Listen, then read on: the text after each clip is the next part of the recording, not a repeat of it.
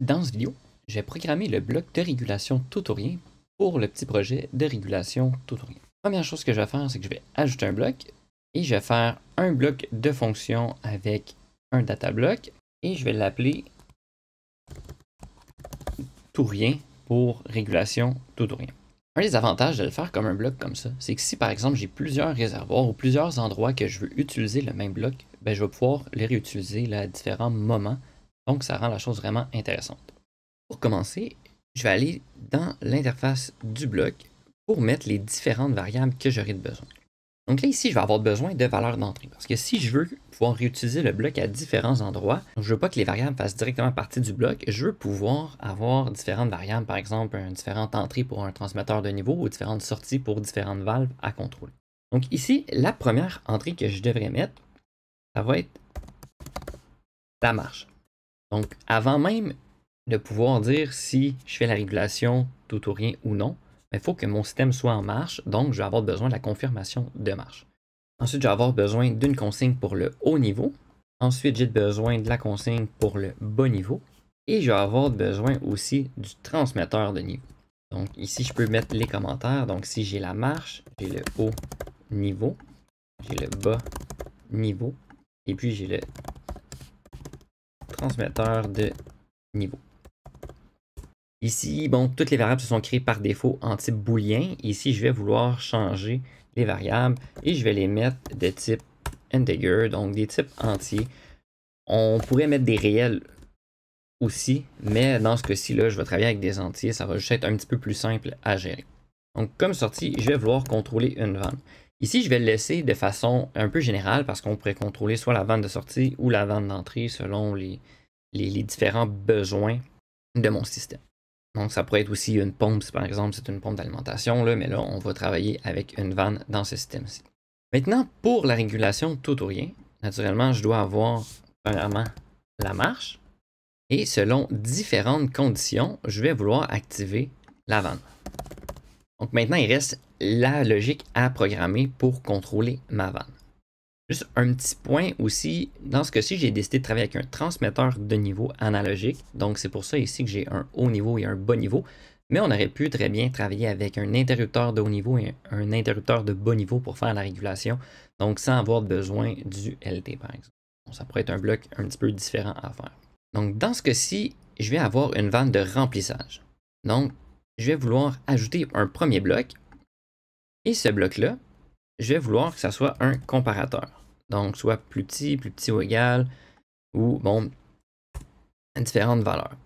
Donc ici, je vais vouloir comparer quelque chose. Donc ici, ça va être la valeur du niveau.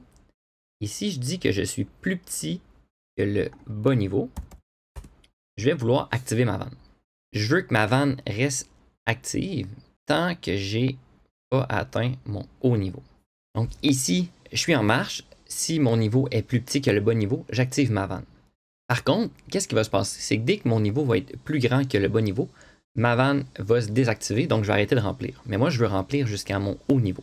Donc ici, je vais ajouter un maintien.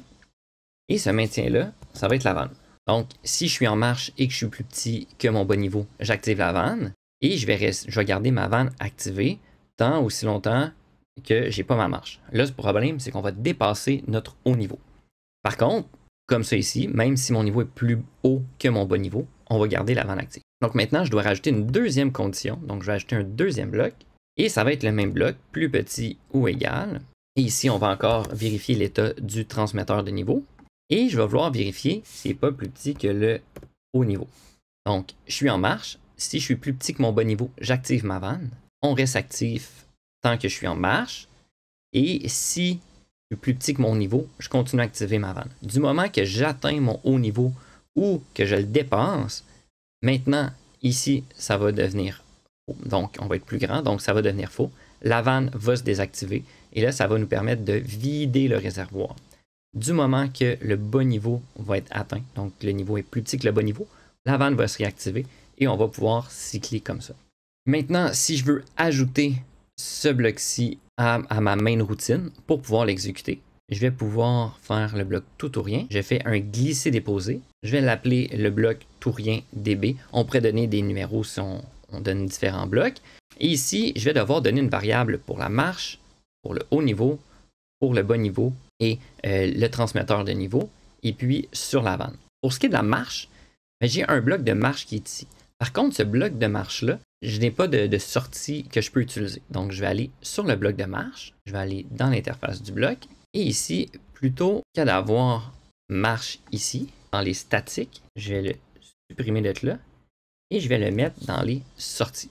Maintenant, si je vais dans la main, donc ici, on voit que mon bloc est en rouge, donc je vais faire un clic droit dessus, et je vais faire Update Block Call, et je vais faire OK, ça met à jour, et maintenant, j'ai une variable de marche. Pour ce qui est des variables qui sont ici, je vais me créer un nouveau data block qui va simuler, si on veut, les entrées-sorties. Donc, on pourrait aller les mettre dans le PLC tag, soit comme une variable mémoire ou comme variable d'entrée ou de sortie. Mais pour me simplifier la vie un petit peu, je veux travailler avec un data block. Donc, je n'aurai pas besoin de gérer les adresses de tout ça. Donc, lui, je vais créer un data block que je vais appeler juste variable, simplement. Et là-dedans, je vais pouvoir créer les différentes variables que j'ai besoin.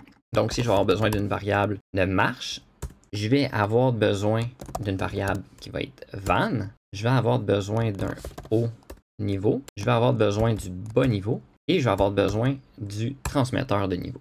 Donc, si je vais changer les types de variables pour que ça corresponde. Maintenant, ici, on peut les associer à un réservoir. Par exemple, le réservoir 1. Donc, je vais avoir le haut niveau 0,1, le bas niveau 0,1 et le transmetteur de niveau 0,1. Et je vais avoir aussi la vanne de niveau, donc LV01. Et marche, je vais le laisser simplement général, puisqu'il va être associé là, à tout le programme. Donc maintenant, je retourne dans la main routine. Donc sur mon data block marche, je vais vouloir aller chercher variable et la variable marche. Donc il va donner la sortie. Et celle-ci, je vais faire un copier-coller pour la rentrée dans la marche qui est ici. Pour ce qui est du haut niveau, je vais aller chercher aussi dans variable. Et lui, je vais avoir besoin du HL, donc le high level. Je vais pouvoir copier ça ici. Ensuite, pour le bas niveau, je vais mettre LL, donc le low level. Et ensuite, la même chose pour le level transmitter, donc le LT.